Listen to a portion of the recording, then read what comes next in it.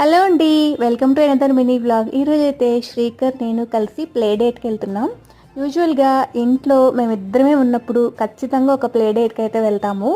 Like జిఎస్ఎంకి కానీ సిమ్సమ్స్ కానీ అలా వెళ్ళే వాళ్ళము. ఇప్పుడు ఏంటంటే బాగా లేట్గా అడిగాడు. ఈవినింగ్ 6 అట్లా అయ్యాక అమ్మ ప్లే ఏరియాకి వెళ్దామా అని చెప్పి అడిగాడు. సరే కదా అని చెప్పి మా ప్రగతి నగర్లో ఉన్న లిటిల్ మంకీస్కి అయితే వచ్చాము. ఇక్కడ చాలా బాగుంటుంది. ఆల్రెడీ మీకు చాలాసార్లు చూపించాను.